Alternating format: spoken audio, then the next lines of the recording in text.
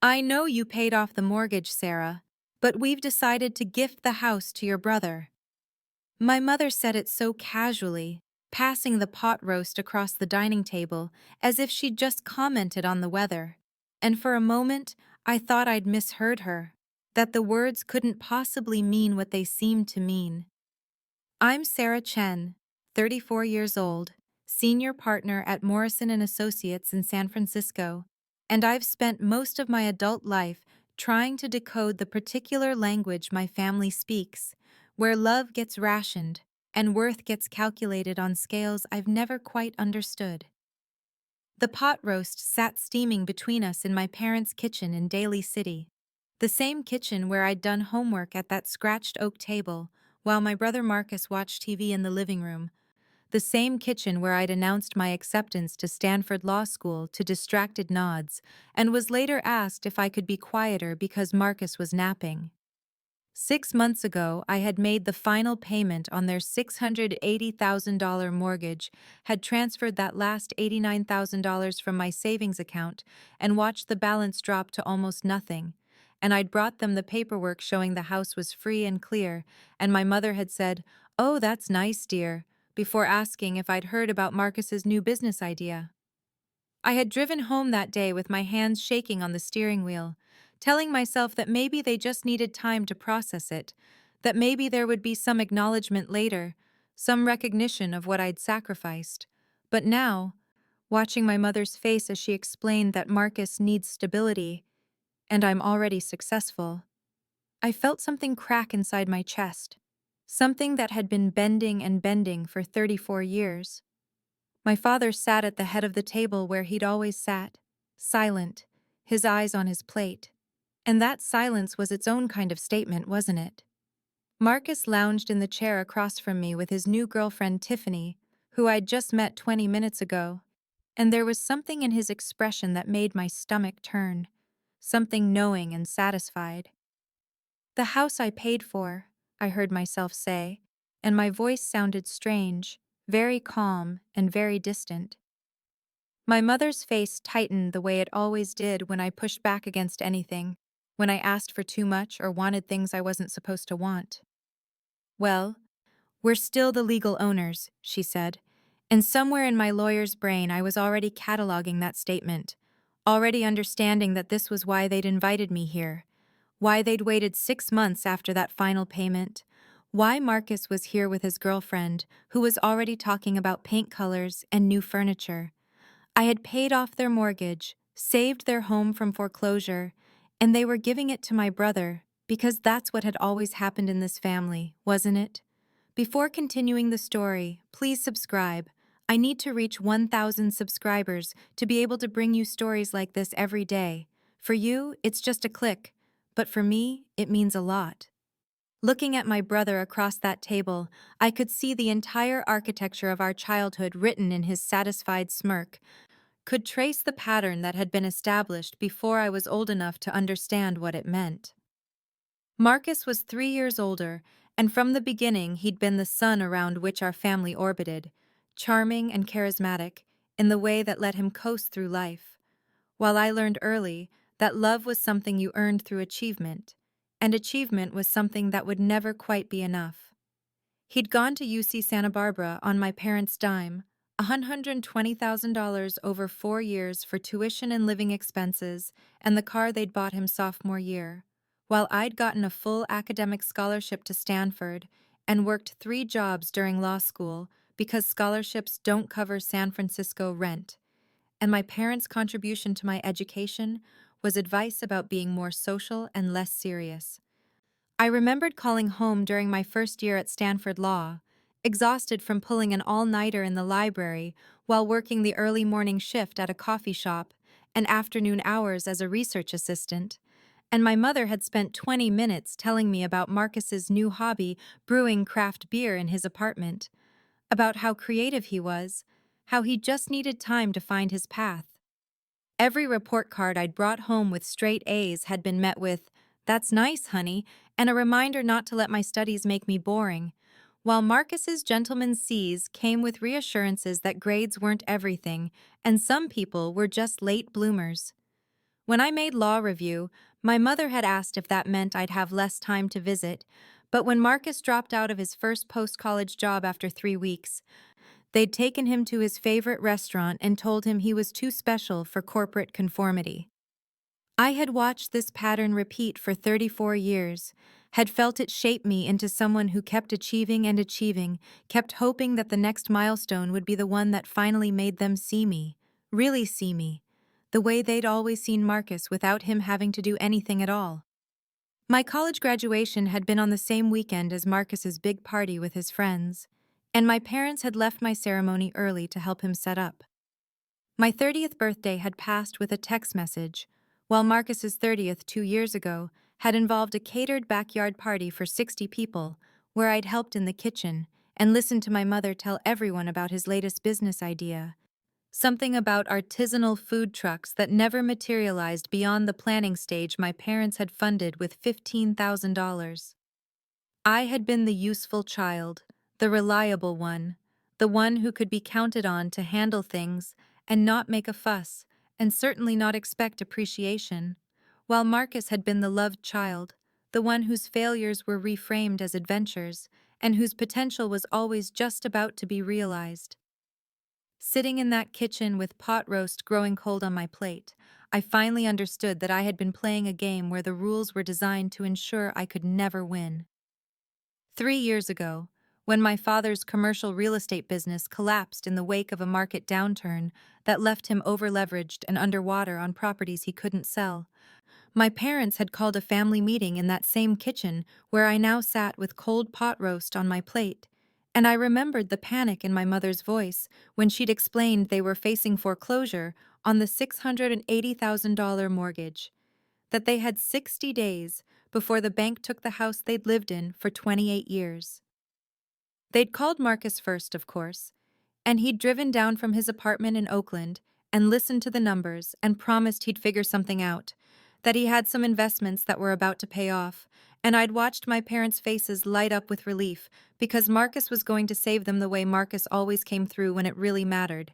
Except 3 weeks later, those investments turned out to be cryptocurrency that had cratered, and Marcus stopped returning their calls.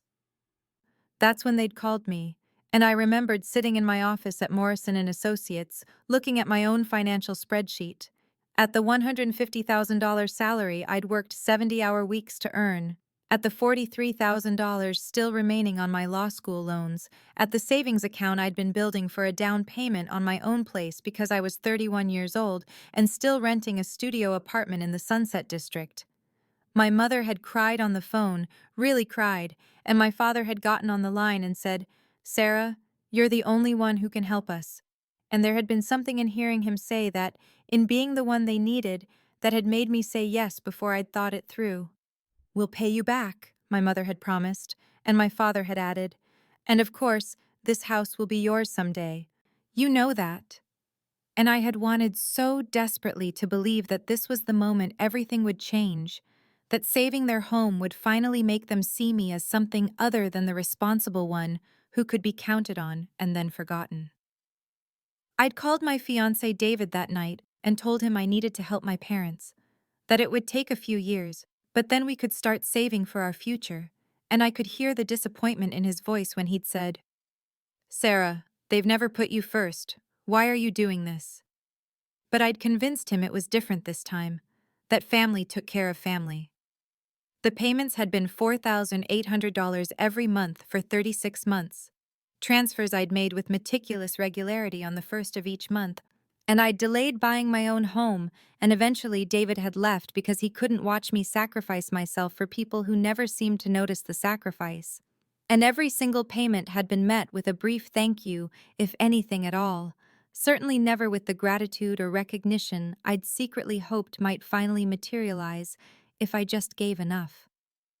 During those 3 years of payments, the pattern I'd hoped might change only intensified, as if my sacrifice had somehow confirmed rather than challenged my role as the invisible child who could be relied upon to give without expectation of recognition. Marcus had gone through 2 more failed business ventures during that time, first the artisanal food truck concept that never made it past the business plan my parents had funded with $15,000. Then a partnership in a vintage clothing store that collapsed after 8 months when his partner discovered Marcus had been skimming from the register. And both times my parents had depleted what little savings they'd managed to rebuild to help him get back on his feet, while I continued making my $4,800 monthly payments without fail. I made senior partner at Morrison & Associates in month 18 of the mortgage payments, a promotion I'd worked 6 years to achieve, the kind of milestone that meant 70-hour weeks and cases won and clients secured. And when I'd called to tell my parents the news, my mother had said, "That's wonderful, honey," in the distracted voice she used when she was doing something else. And then she'd added, "Your father and I are helping Marcus move into a new apartment this weekend. Can you come help?" As if my career advancement and my brother's need for furniture transport held equal weight in the family hierarchy. The holidays during those 3 years had been particularly painful, with Thanksgiving and Christmas gatherings where Marcus held court about his plans and dreams while I sat quietly in the corner, where my parents hung on his every word about the podcast he was going to start or the consulting business he was considering. And when relatives asked about my work, my mother would say, "Oh, Sarah's always working, she's married to her job," in a way that sounded like criticism rather than acknowledgement of the 70-hour weeks that funded their mortgage payments. My 33rd birthday fell in month 24 of the payments, and it passed without a phone call or card from my parents, forgotten entirely. While I remembered Marcus's 30th birthday party 2 years earlier with its catered food and 60 guests and my mother's toast about how special her son was. The moment that crystallized everything, the incident that should have woken me up but instead only deepened my determination to see it through, came in month 31 when I'd closed the Richardson case, a complex corporate litigation that had consumed 4 months of my life and resulted in a $12 million settlement for our client. And I'd made that month's $4,800 mortgage payment on the same day I'd gotten my substantial bonus check. And that evening, my mother had called to ask if I could help Marcus with his car payment, because he was a little short and they'd already helped him with rent. I had said yes, had transferred $450 to my brother's account, and had lain awake that night wondering what was wrong with me, that I kept giving to people who never seemed to see the gift. But underneath the accumulated resentments and the carefully catalogued slights, I had harbored a secret hope that sustained me through all 36 payments, a belief that once the mortgage was paid off and the house was free and clear, once they could see the full magnitude of what I'd done for them, they would finally recognize my worth, and I would finally be seen the way Marcus had always been seen, loved not for what I could provide, but simply for being their daughter.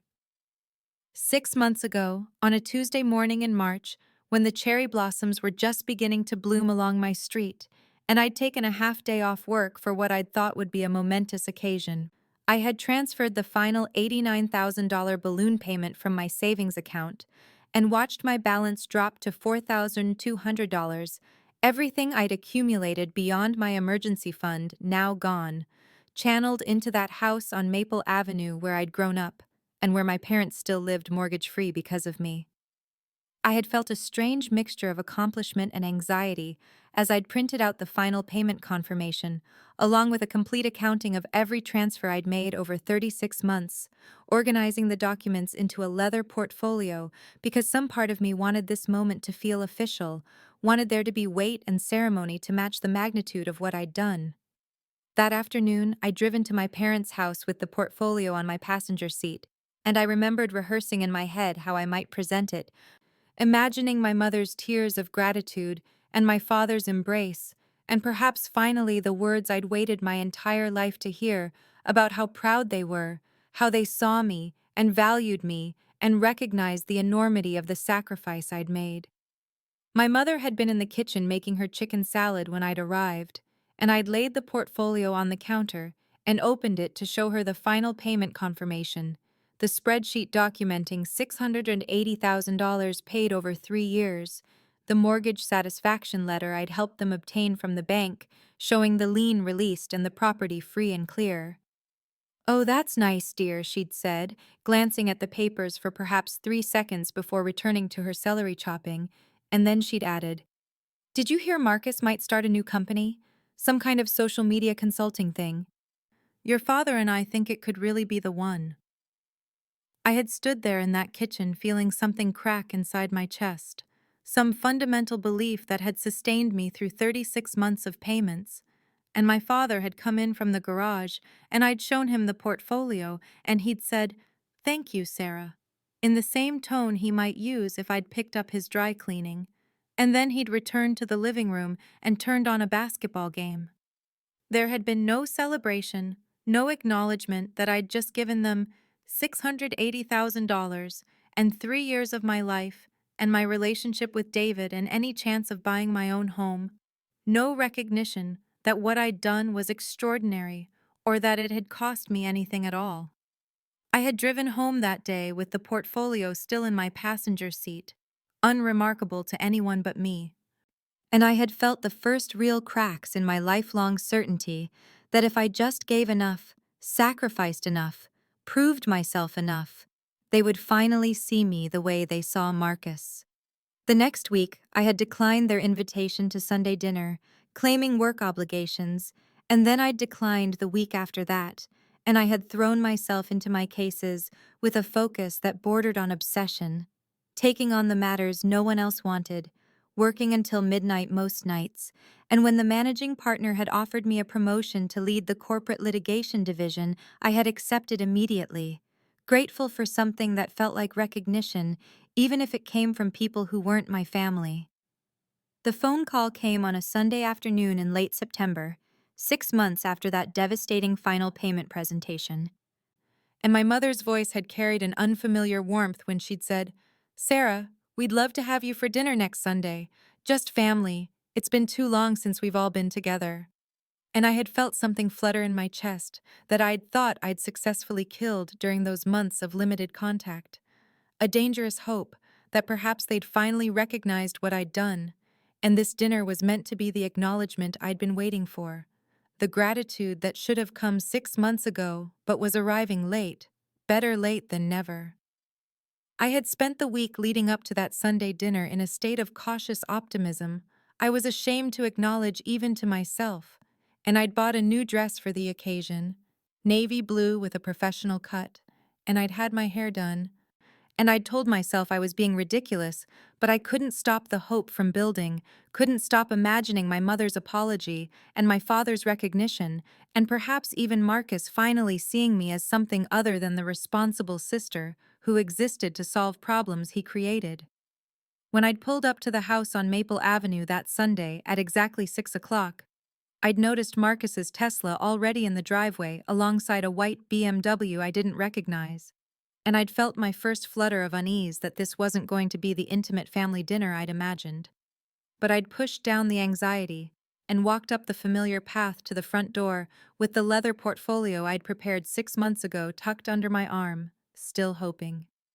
My mother had opened the door with a smile that seemed bright and brittle, and she'd ushered me into the dining room where the table was already set with her good china, the kind she only used for special occasions, and Marcus was there with a blonde woman in her mid-20s who was draped over his shoulder in a way that suggested their relationship was new enough that she still found him charming.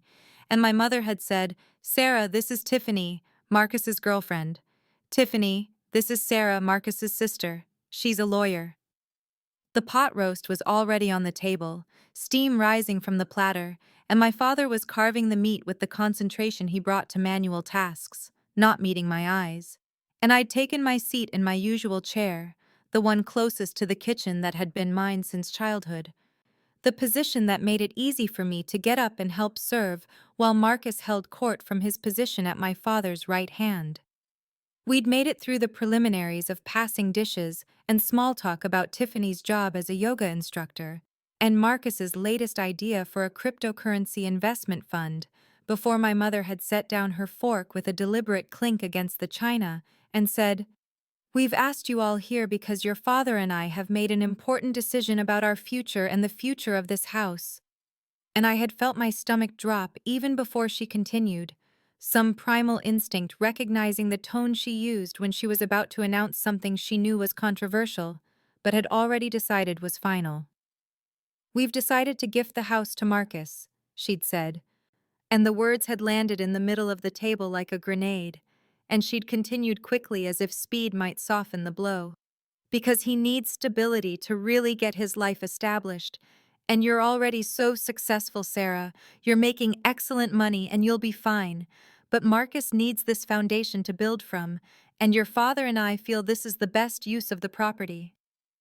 I had sat there with my fork suspended halfway to my mouth, feeling the room tilt around me, and I'd set the fork down carefully and said in a voice that sounded remarkably calm given the roaring in my ears, "The house I paid for?"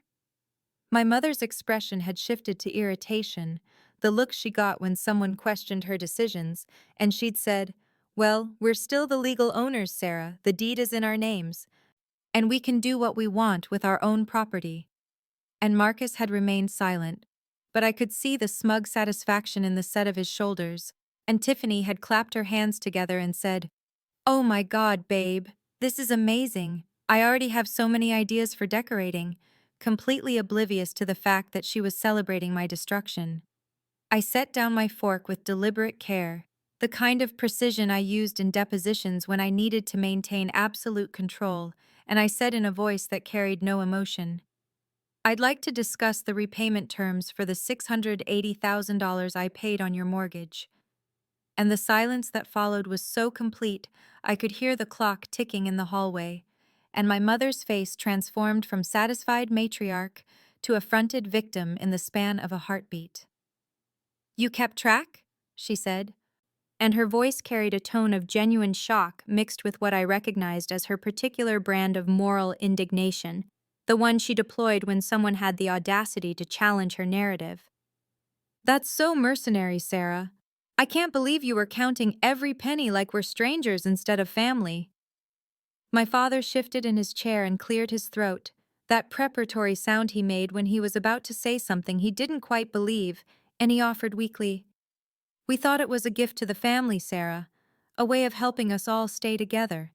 And I noted that his eyes didn't meet mine, fixed instead on his plate where the pot roast was congealing in its juices. I felt something crystallize inside me, the last fragile hope I'd been carrying hardening into something cold and clear, and I recited the numbers I knew by heart, had reviewed 1,000 times in moments of doubt over the past 3 years. $680,000, I said, my voice steady and professional, my courtroom voice. 36 monthly payments of $4,800, which totals $172,800, plus the final balloon payment of $89,000, which I transferred on March 15th of this year, plus the initial emergency payment of $418,200 that I made in June 3 years ago, when you were 30 days from foreclosure. Marcus leaned back in his chair, and I heard him before I saw his expression. That particular exhale that communicated his exasperation with my failure to be reasonable. "Come on, sis," he said, and there was something almost amused in his tone, as if I were a child throwing a tantrum over something trivial. "It's just money. Family is more important than money. Mom and Dad need to know they can count on us, on you, without you turning everything into some kind of transaction." I felt the rage then, felt it rise up from my center like something molten, but my face remained calm, and I kept my hands folded on the table because I'd learned in 1,000 courtroom battles that the person who loses their composure loses their power. "I'd like to speak with Mom and Dad alone," I said, and Marcus shook his head and reached for Tiffany's hand. "This affects me too," he said, and his voice carried that edge of possessiveness that made my skin crawl. "This is about my house, my future. I'm not leaving." My mother set her napkin beside her plate with a decisive gesture, and her voice carried the finality that had ended 1,000 childhood disagreements. "We're not discussing this further," she said. "The decision is made. Your father and I have thought about this carefully, and we believe this is what's best for the family as a whole. You need to respect our choice." I stood up slowly, feeling the weight of 34 years of invisible sacrifices and unacknowledged achievements, and I said quietly, I see. I need to think about this. And I picked up my purse from the chair where I'd set it with such hope just an hour before. My mother's irritation flashed across her face, and she said in that particular tone that had always made me feel like I was being unreasonable, dramatic, too sensitive. "Don't be dramatic, Sarah. You're always so dramatic about everything." I walked out of that house on Maple Avenue, with my mother's voice still echoing behind me calling, "Sarah, don't be ridiculous. Come back here and finish dinner." But I didn't turn around, didn't acknowledge her words, just got into my car and started driving with no destination in mind. Just the need to put distance between myself and that dining room, where my entire sacrifice had been dismissed as mercenary and dramatic. I drove through the familiar streets of my childhood neighborhood in a daze, past the elementary school where I'd won the science fair 3 years running, while my parents had been at Marcus's soccer games, past the park where I'd spent so many afternoons alone with library books while Marcus held court with his friends, and I felt the shock beginning to wear off and something colder and sharper taking its place. And my lawyer brain started clicking into gear the way it always did when emotion threatened to overwhelm function. I pulled into a coffee shop parking lot 20 minutes later and sat there with the engine running, and I started mentally cataloging every transaction, every payment, every piece of documentation I'd carefully maintained over the past 3 years because I was a lawyer, and documentation was as natural to me as breathing. And I realized with a clarity that felt almost physical that I had a paper trail of everything. Every bank statement showing the transfers, every canceled check from before I'd switched to electronic payments, every email exchange with my father discussing the loan and the repayment terms, and the promise that we'll make sure you're taken care of. I had it all. I turned the car toward my apartment in the Marina District and drove with a sense of purpose that felt like the first solid thing I'd felt in hours. And when I got home, I went straight to my home office and pulled out the file box I'd labeled Parents' Mortgage in my characteristic organized way, and I spread the contents across my desk in chronological order. There were the initial wire transfer receipts from June 3 years ago showing the $418,200 emergency payment that had saved them from foreclosure. There were the monthly payment confirmations, 36 of them, each for $4,800. There was the final balloon payment transfer of $89,000 dated March 15th. And there, tucked into a folder I'd labeled Correspondence, was the email from my father dated July of 3 years ago, sent 2 weeks after my initial payment, that read, "Sarah, your mother and I want you to know how grateful we are for this loan. And we want to assure you that we'll ensure you're compensated when we're gone. The house will ultimately be yours, and Marcus understands this." I sat there staring at that email for a long moment, feeling something settle into place, and my phone buzzed with a text from Marcus that read, "Thanks for being so understanding, sis. I know this is the right thing, and I'm going to make them so proud in this house. Maybe you can come over for dinner once Tiff and I get it fixed up the way we want." I felt the crystallizing moment then, felt something fundamental shift inside me, and I realized I was done sacrificing pieces of myself for scraps of approval that would never come. Done being the invisible daughter who existed to solve problems and fund dreams and then fade back into the wallpaper while Marcus took center stage. I picked up my phone and called Rebecca Wong, my mentor and the senior partner who'd guided me through the partnership track, and when she answered, I said without preamble, "Rebecca, I need advice, not as a colleague, but as someone who's known me for 8 years and has watched me nearly kill myself trying to prove something to people who will never see it."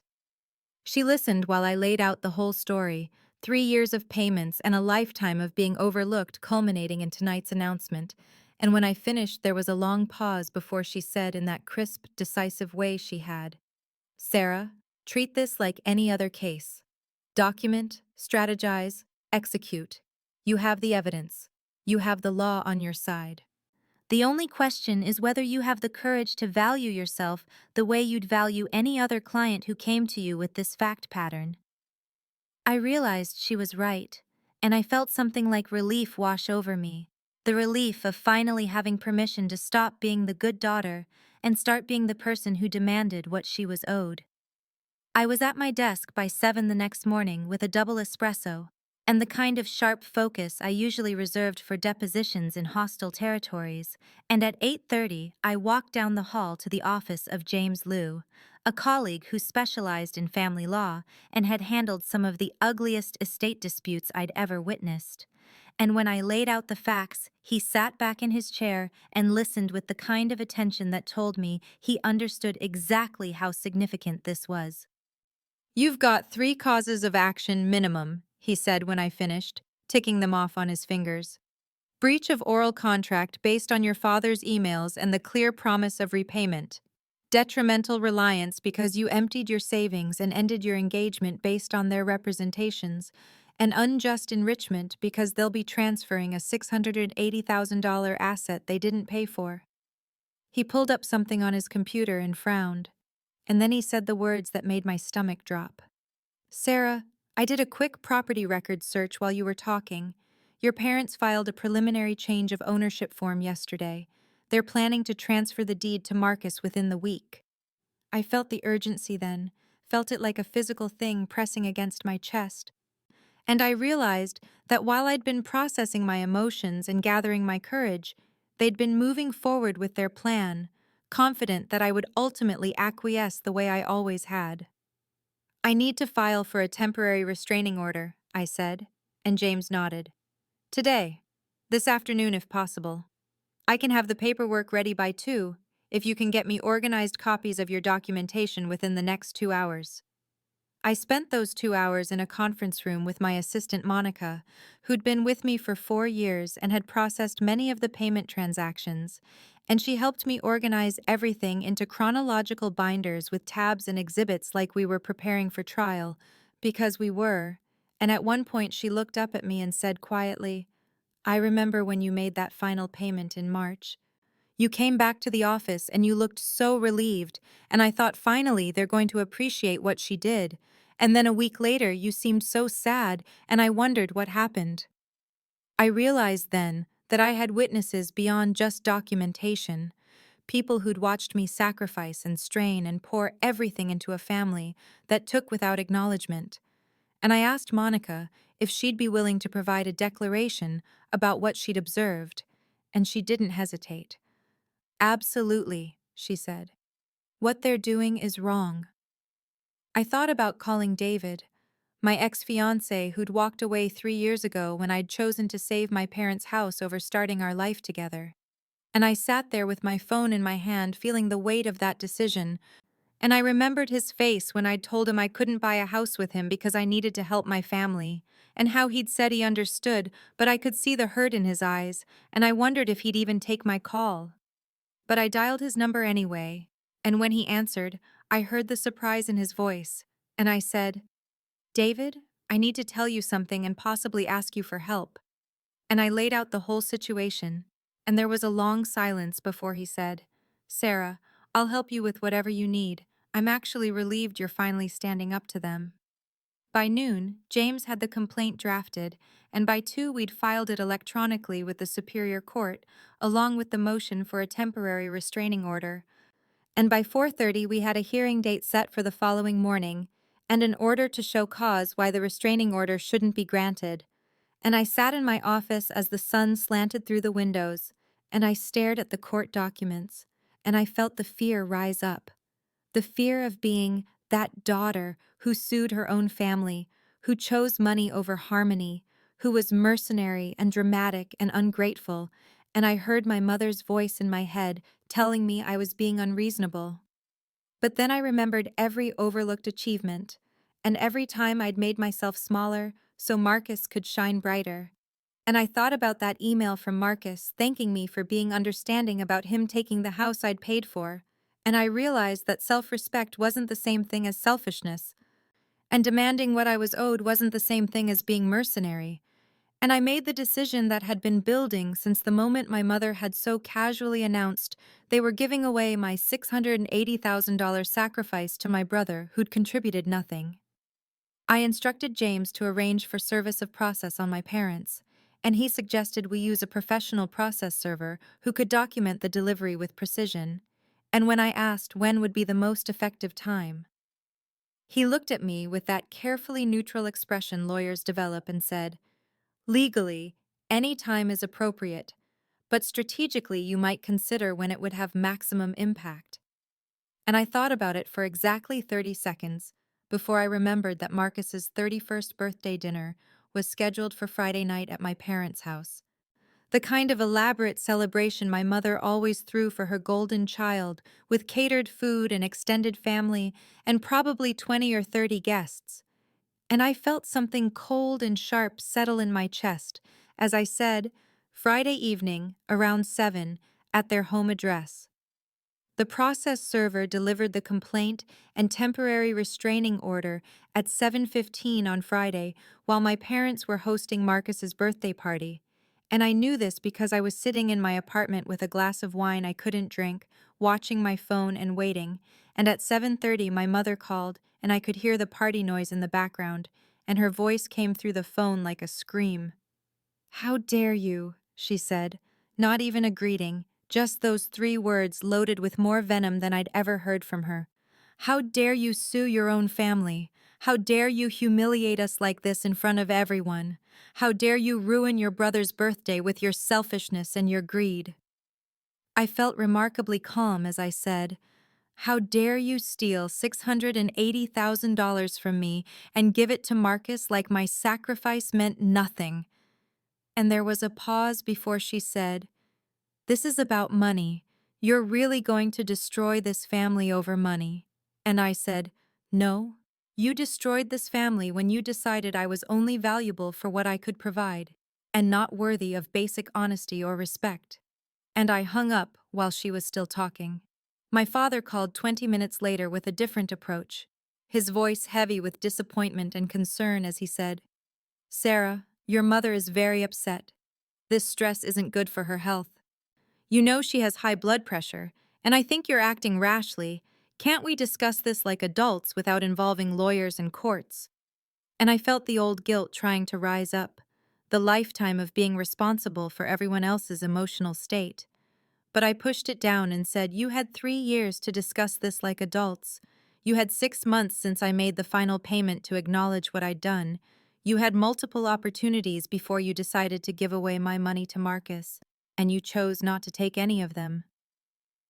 Then came the text messages from Marcus, a barrage of them lighting up my phone one after another, calling me a vindictive bitch and a jealous harpy, and accusing me of never being able to stand seeing him happy, saying I'd always resented his relationship with our parents, and this was just me trying to punish him for being loved, and I read them with a detachment that surprised me because I'd expected to feel hurt, but instead I just felt tired. Tired of being the villain in a story where I was actually the victim.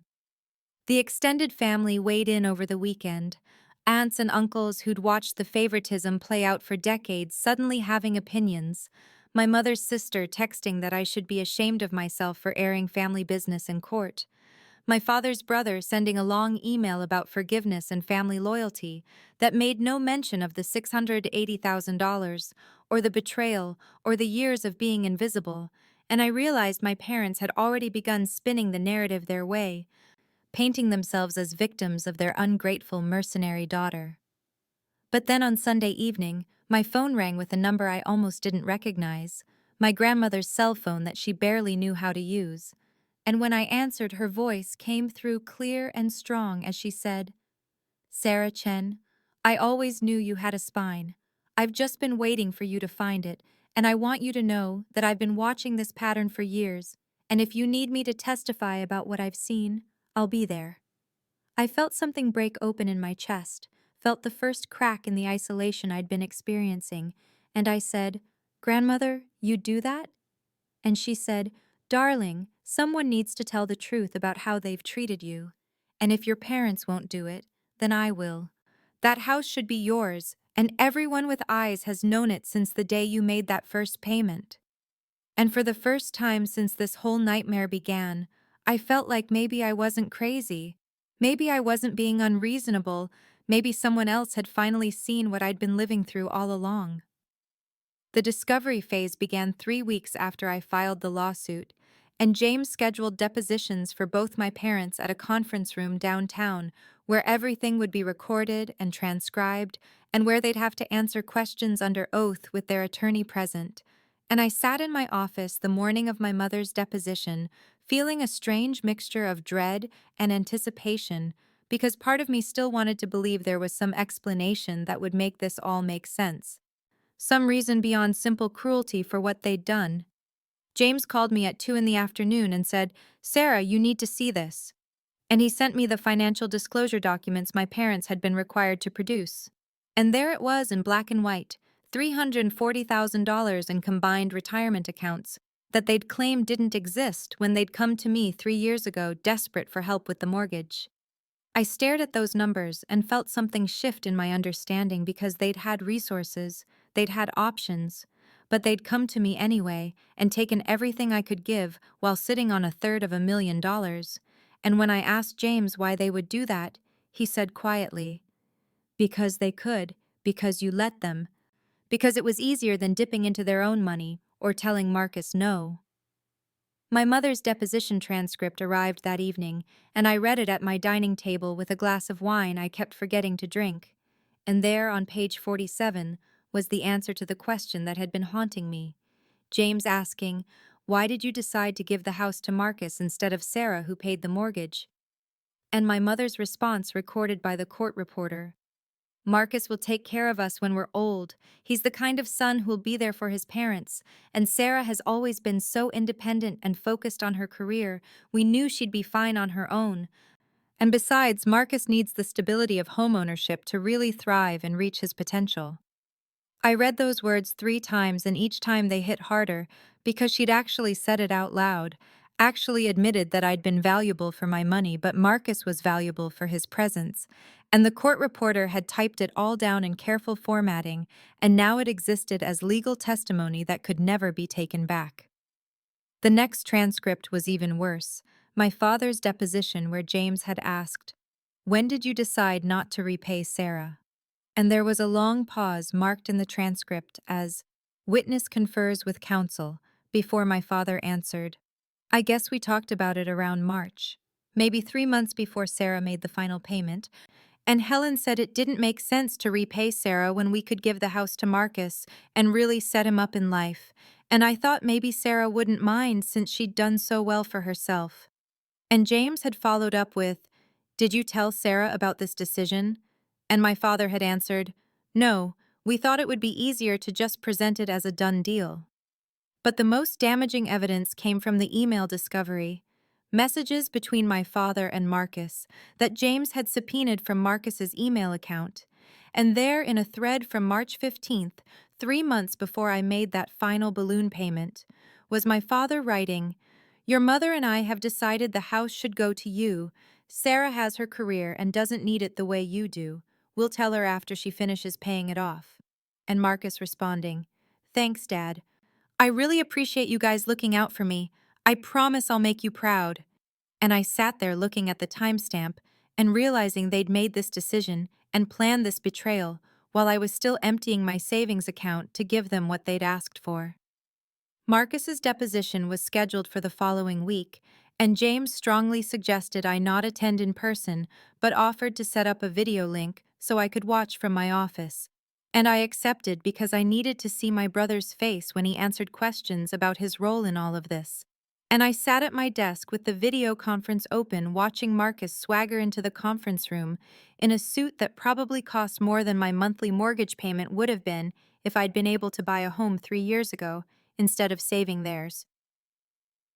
James was methodical and thorough, establishing that Marcus had been asked to help with the mortgage first and had declined, that he'd known I was making the payments, that he'd received multiple emails from our parents discussing their plan to give him the house, and then James asked the question I'd been waiting for. "Do you believe your sister is entitled to repayment for the money she paid on your parents' mortgage?" And Marcus leaned back in his chair with this dismissive expression I'd seen 1,000 times before and said, "Look, she makes plenty of money. She's a partner at a major law firm. She doesn't need it the way I do. I'm still trying to get my businesses off the ground and establish myself. And honestly, I think she's just bitter that our parents have always had a closer relationship with me. This isn't really about money. It's about her jealousy. I watched him say those words via video link, and I felt the last remnants of familial obligation dissolve because he actually believed what he was saying, actually thought that my 3 years of sacrifice and $680,000 in payments were just expressions of sisterly jealousy, and I realized he'd never once considered that I might have my own dreams and needs and financial goals that I'd put on hold to save our parents' house. James sent me the full deposition transcripts 2 days later along with his legal analysis, and he concluded with, "Sarah, their testimony is devastating to their own case. They've admitted to planning this betrayal while you were still making payments. They've acknowledged having substantial retirement assets they could have used instead of taking your money. And Marcus's entitlement and dismissiveness will play very badly if this goes to trial. My professional recommendation is that we present them with a settlement demand, because if a judge sees this evidence, you'll win and they'll lose much more than what you're asking for." I authorized him to send the settlement demand the next morning, $714,000, representing the principal plus 5% annual interest compounded over 3 years, due within 60 days, with the alternative being that I would seek a judgment, force the sale of the house through foreclosure proceedings, and pursue collection against their retirement accounts. And I felt no guilt about the amount, because I'd earned every dollar of it through 3 years of sacrifice while they'd planned to steal it from me. The mediation was scheduled for 10 o'clock on a Wednesday morning at a downtown office building, one of those glass and steel towers with conference rooms you could rent by the hour, neutral territory where the mediator would try to facilitate a settlement before this whole situation went to trial. And I arrived 15 minutes early with Rebecca beside me, both of us in our professional armor of tailored suits and expensive briefcases, and she squeezed my hand in the elevator and said, "Remember, you hold all the cards here. The evidence is overwhelming, and they know it." I sat in the waiting area reviewing my notes when my parents arrived at 9:55. My father looking older than I'd ever seen him. My mother's face tight with anger that she was trying to mask as dignified suffering. And behind them came Marcus, even though he wasn't actually a party to the lawsuit. And I felt Rebecca stiffen beside me as she whispered, "Why is he here?" And I whispered back, "Because he can't stand not being the center of attention." And we all filed into the conference room without speaking, taking seats on opposite sides of the long table like we were preparing for battle instead of trying to resolve a family dispute. The mediator was a woman in her 60s named Patricia Chen, no relation, who specialized in family financial disputes, and she began with the standard speech about how mediation was voluntary and confidential and designed to help us reach a mutually acceptable resolution. And then she said, "I've reviewed the pleadings and the evidence submitted by both parties, and I want to be frank with you, Mr. and Mrs. Chen. The paper trail here is extraordinarily clear. There are bank statements showing 36 monthly payments of $4,800 each, plus a final balloon payment of $89,000. There are emails referencing repayment and compensation. And the deposition testimony has established that you had substantial retirement assets available, but chose to use your daughter's money instead. So I want you to understand the strength of the plaintiff's case before we begin discussions." My mother's face crumpled and she said, her voice breaking with what I knew she thought was genuine emotion, "You're destroying this family, Sarah. You're tearing us apart over money.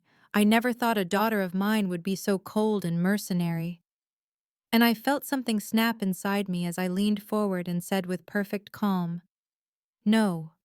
You destroyed this family when you decided I was worth less than Marcus, when you took $680,000 from me and planned to give it to him like my 3 years of sacrifice meant nothing, when you sat on $340,000 in retirement accounts and came to me claiming you had no options. You destroyed this family with your lies and your favoritism and your casual cruelty. I'm just refusing to pretend anymore that any of this is acceptable." Marcus slammed his hand on the table and said, "This is exactly what I'm talking about. You've always been bitter and jealous. You can't stand that mom and dad have a better relationship with me. This isn't about money. It's about you trying to punish us because you're not the favorite." And I felt Rebecca's hand on my arm, warning me to stay calm. But I looked at my brother and said, "Let me tell you what this is actually about, Marcus. It's about the 36 mortgage payments I made while you were starting your fourth failed business with mom and dad's money. It's about my 33rd birthday, that they forgot entirely, because they were planning your 30th birthday party. It's about the engagement I ended because I couldn't afford a down payment on a house, since I was saving theirs. It's about every single time I showed up and did what was needed while you did whatever you wanted and got praised for it. And most of all, it's about them planning to steal from me 3 months before I made the final payment. That's what this is about." Patricia cleared her throat and said, "I think we need to focus on finding a resolution here." And she laid out the settlement demand James had prepared, $714,000 representing principal plus interest. And my mother said immediately, "We don't have that kind of money. You know we don't. You're demanding something impossible just to hurt us." And I felt a cold smile cross my face as I said, "I know about the retirement accounts. I know you have $340,000 in combined retirement savings, and I know the house is worth approximately $800,000 now, so you absolutely have the ability to pay me, you just don't want to." My father spoke for the first time, his voice heavy with something that might have been shame, and he said, "Sarah, you're right. We were wrong. We took advantage of you. We made plans we shouldn't have made. And I'm asking you now to forgive us. I'm asking you to show mercy to your parents, who made a terrible mistake." And I felt tears prick my eyes, but I blinked them back because I'd cried enough over this family, and I said, "I showed you mercy for 34 years. I showed you mercy every time I accepted being invisible, every time I made a mortgage payment I could barely afford, every time I hoped that maybe this time you'd finally see me, and you took that mercy and you used it against me. So no, you don't get to ask for more." Rebecca spoke up then, her voice professionally neutral, and she said, "My client is willing to consider an alternative structure. Your home could be refinanced for $400,000 based on its current value, and the remaining $314,000 could come from your retirement accounts. This would allow you to retain the house and settle the debt. And frankly, it's more generous than what a judge would order after seeing your deposition testimony." Marcus exploded out of his chair and said, "This is insane. You're actually going to bankrupt our parents. You're going to take everything from them just because you're vindictive and petty. I always knew you were selfish, but this is beyond anything I imagined." And I stood up too and said, "No, Marcus, what's insane is that you think you're entitled to $680,000 that I earned. What's insane is that you actually believe your presence is worth more than my sacrifice. What's insane is that even now, even with all the evidence laid out, you still can't comprehend that what they did was wrong." And we stood there facing each other across the table, like we'd faced each other across every childhood dinner table and birthday party and holiday gathering where he was celebrated and I was tolerated. Except this time, I wasn't backing down.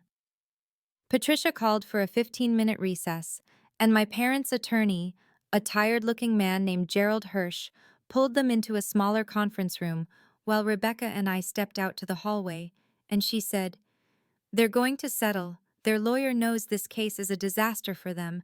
The depositions alone would destroy them at trial."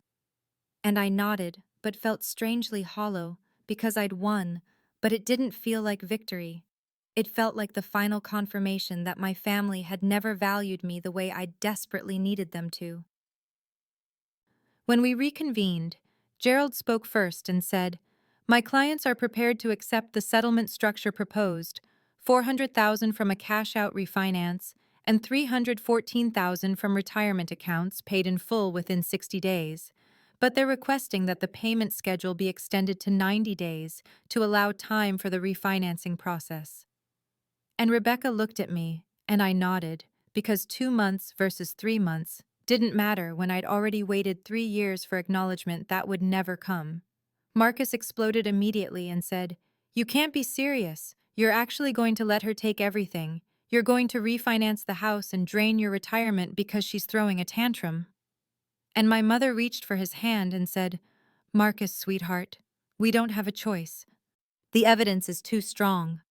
And I watched my brother's face transform from anger to disbelief to something that looked almost like fear as he realized that for once in his life, he wasn't going to get what he wanted simply because he expected it. Patricia drew up the settlement terms on her laptop right there in the conference room, the mediator's proposal that would become a binding contract once we all signed, and she read through the key provisions out loud.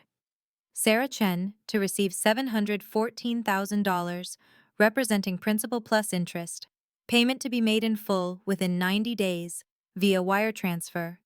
David and Helen Chen to refinance their property to obtain $400,000 and withdraw $314,000 from retirement accounts. The property to remain titled solely in David and Helen Chen's names with no transfer to Marcus Chen, and a written acknowledgement to be signed by David and Helen Chen stating that Sarah Chen paid the mortgage on their property in full, and that this settlement represents repayment of that debt. My mother spoke up then, her voice small and pleading, and she said, "Can we at least keep this private? Can there be a confidentiality clause so the extended family doesn't have to know all the details?" And I felt something cold settle in my chest as I said, "No, you called Aunt Linda and Uncle Robert and told them I was suing you out of greed. You called Cousin Jennifer and said I was trying to destroy the family. You involved them when you thought they'd take your side, so they get to know the truth. They get to know that you took $680,000 from me and plan to give it to Marcus. There's no confidentiality clause." Gerald added one more provision at my parents' request, a mutual non-disparagement clause that would prevent either party from publicly speaking negatively about the other, and Rebecca countered with, "That's acceptable only if it includes a carve-out allowing Sarah to state the facts of the case accurately if questioned." And after some back and forth, they agreed to language that prevented gratuitous insults but allowed truthful statements about what had occurred. The signing took less than 10 minutes, my parents and I putting our names on the settlement agreement while Marcus sat slumped in his chair staring at the table, and Patricia notarized the documents and said, "This agreement is now binding. Failure to pay according to the terms will result in immediate judgment and collection proceedings." And my mother flinched at the clinical language that reduced our family implosion to contract terms and payment schedules. My father asked if he could speak to me privately, and Rebecca tensed beside me, but I nodded, and we stepped into the hallway, just the two of us for the first time since that Sunday dinner 6 weeks ago when my world had cracked open. And he looked at me with watery eyes and said, "Sarah, I need you to know that I am proud of you. I'm proud of the lawyer you've become and the woman you are, and I'm so deeply sorry that I never said it when it mattered. I'm sorry we took advantage of your kindness and your loyalty. I'm sorry we made you feel invisible, and I know this apology doesn't change anything and it's far too late, but I needed you to hear it." I stood there looking at the man who'd taught me to ride a bike and helped me with my math homework, and then systematically overlooked me for 34 years.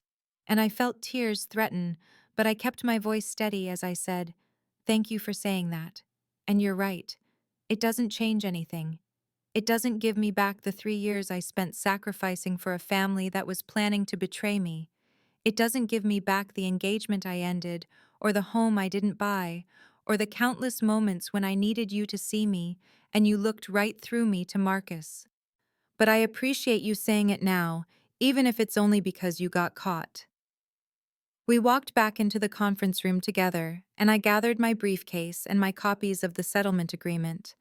And Rebecca and I left without saying goodbye to anyone, and as we rode the elevator down to the lobby, she said, "How are you feeling?" And I said honestly, "Like I just performed surgery on myself without anesthesia. It was necessary, and it might save my life, but right now it just hurts." And she squeezed my shoulder and said, "The healing comes later. Right now you're still in triage." The first wire transfer hit my account 47 days after we signed the settlement agreement. $200,000 that showed up in my banking app on a Tuesday morning while I was reviewing briefs in my office. And I stared at the notification feeling a strange mix of vindication and emptiness, because the money proved I'd been right, but it didn't erase 34 years of being invisible. The second transfer came 30 days later, $314,000 from my parents' retirement accounts. And the final payment of $200,000 arrived exactly 90 days after the settlement.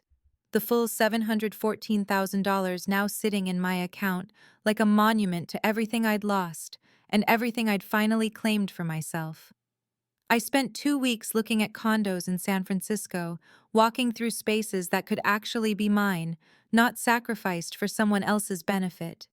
And I found a two-bedroom in Pacific Heights with floor-to-ceiling windows overlooking the bay, 1,400 square feet of hardwood floors and modern fixtures, and a kitchen with marble countertops listed at $950,000.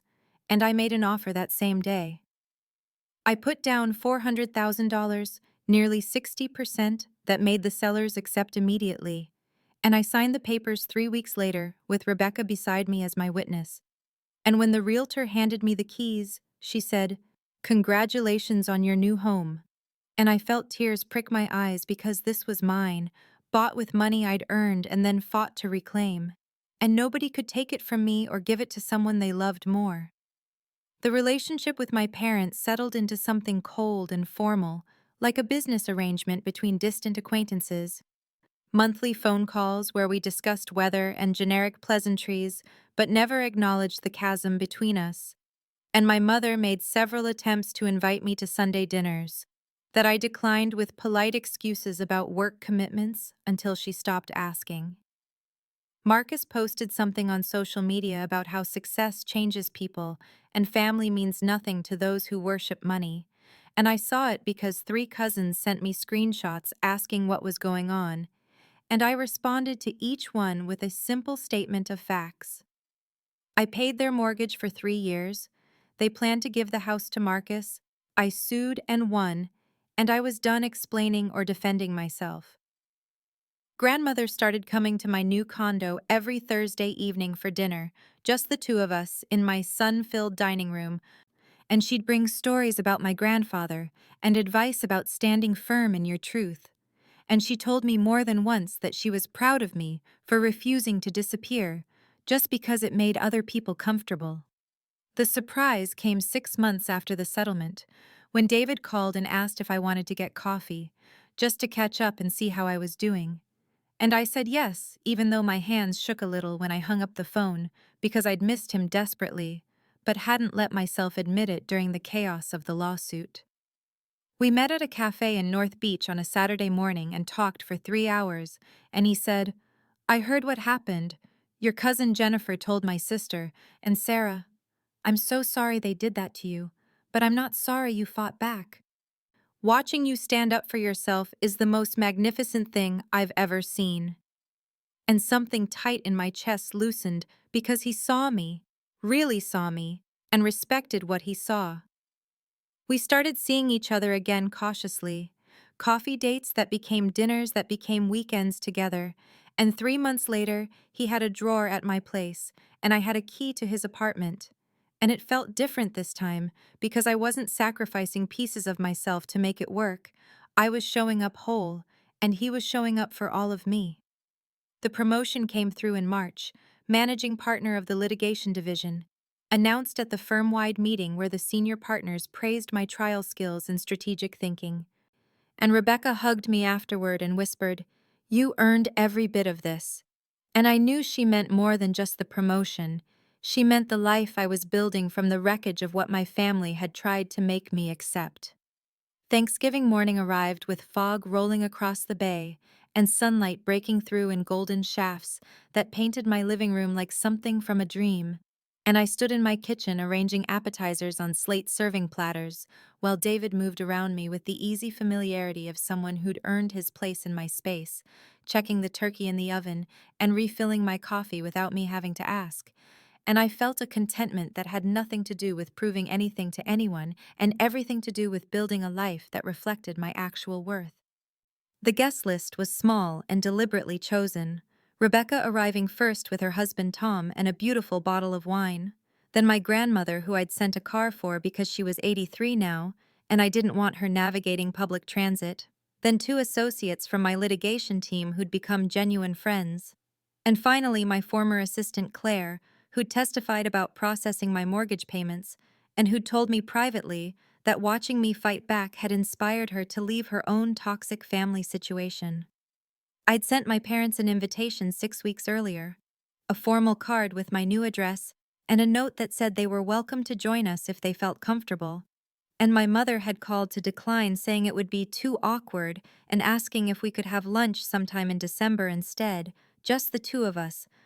And I'd agreed, knowing that we might eventually find some version of relationship that didn't destroy me, but also knowing I would never again sacrifice my peace for their comfort.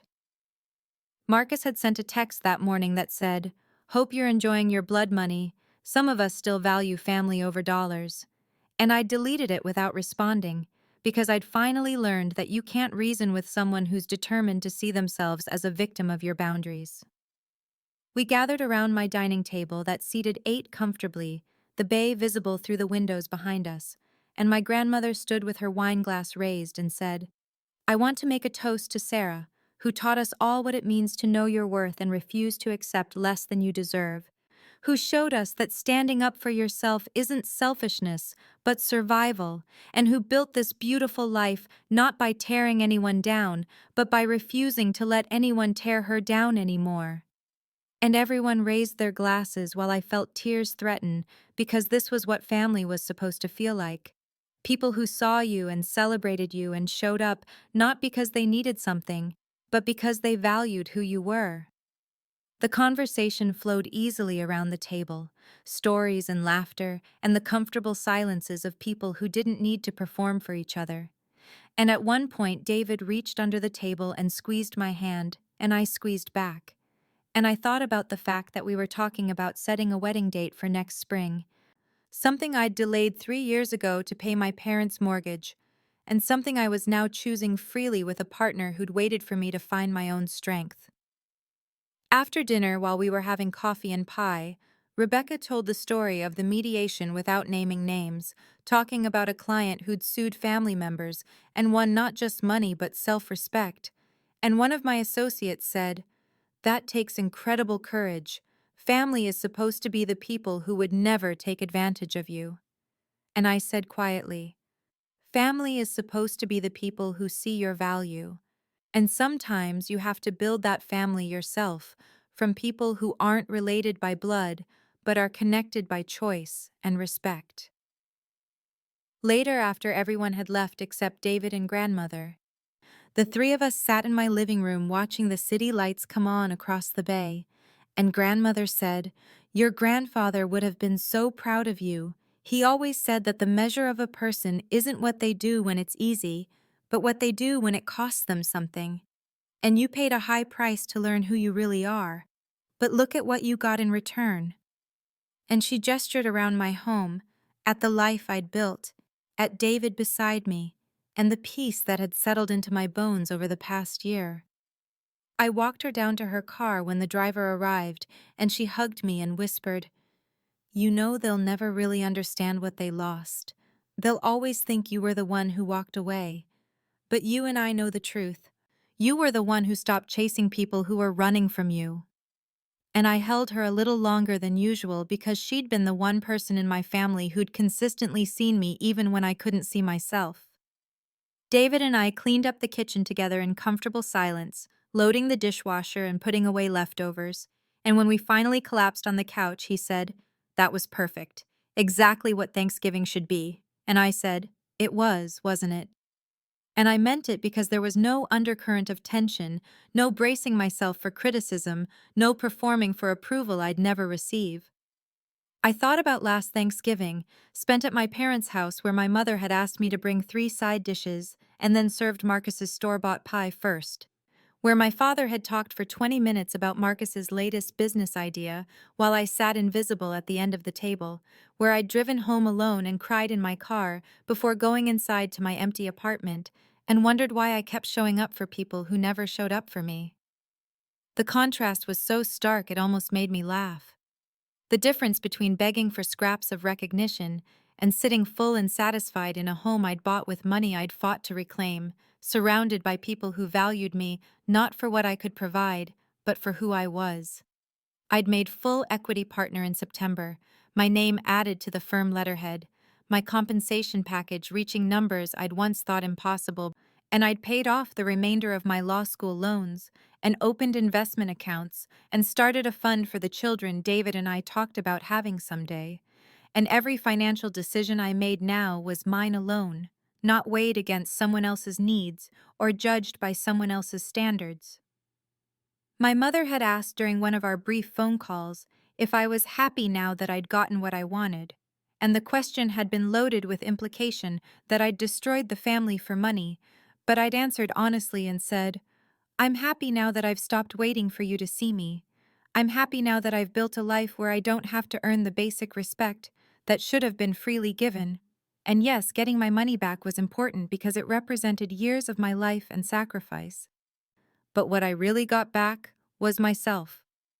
Marcus had apparently moved in with his girlfriend Tiffany 3 months ago, and according to grandmother, he'd been complaining to anyone who would listen about how I'd stolen his inheritance and ruined his relationship with our parents, and I felt nothing when I heard it because his narrative didn't touch me anymore. His version of reality where he was the victim of my greed was so divorced from the truth that I could recognize it for what it was, a story he needed to tell himself to avoid accountability for his own choices. I stood at my living room window after David fell asleep on the couch, looking out at the bay with its lights reflected on dark water, and I thought about that Sunday dinner 18 months ago when my mother had announced they were giving the house to Marcus, and I remembered the shock and pain and the moment of absolute clarity when I'd realized I had to choose between their approval and my self-respect, and I would make that same choice again without hesitation because everything I'd built since then had been built on a foundation of knowing my worth. The house had never really been about the money, though the $680,000 was certainly significant, and recovering it had been financially crucial. But the real issue was what the house represented, the years of payments and sacrifice, and the expectation that I would simply accept being treated as less valuable than my brother. And by fighting back, I hadn't just recovered money, I'd recovered something more fundamental. My sense that I deserved to be treated fairly and my willingness to enforce that standard even when it cost me relationships I desperately wanted to preserve. I thought about my father's apology in the hallway outside the mediation room, his admission that he was proud of me, and sorry he'd never said it when it mattered, and I'd been honest when I told him it didn't change anything, but I also recognized it as the closest thing to accountability I was likely to get, and I'd made my peace with the fact that some people can only give you partial recognition of the harm they've caused, and you have to decide whether that's enough to maintain connection, or whether you need more distance to protect yourself. My relationship with my parents had settled into something cordial, but distant. Monthly phone calls that lasted 15 minutes and covered only surface topics. Birthday cards exchanged but no visits. A mutual understanding that we couldn't go back to how things were before, but also couldn't quite cut ties completely, and I was comfortable with that arrangement because it honored both my need for boundaries and my recognition that they were still my parents, even if they'd failed me in fundamental ways. I'd learned over the past year that forgiveness doesn't require reconciliation, that you can release anger without restoring access, that you can acknowledge someone's humanity while also protecting yourself from their capacity to hurt you. And those lessons had been hard-won but valuable beyond measure. David stirred on the couch and opened his eyes and said, "Come here." And I went to him and curled up against his side, and he said, "I love the life we're building.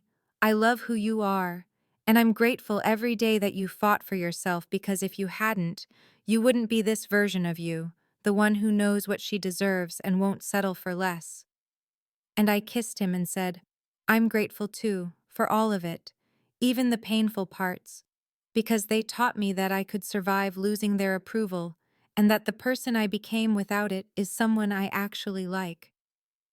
The apartment was quiet, except for the ambient sounds of the city, and I thought about everything I'd paid for over the years, the mortgage payments that I'd reclaimed, the emotional labor that I'd finally withdrawn, the desperate attempts to earn love that should have been unconditional.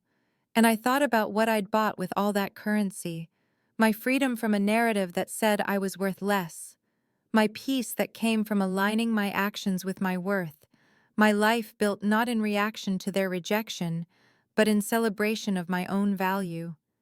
I paid for my freedom, I thought as I drifted towards sleep in my home with my partner beside me, and the knowledge that tomorrow I'd wake up and continue building this life that belonged entirely to me.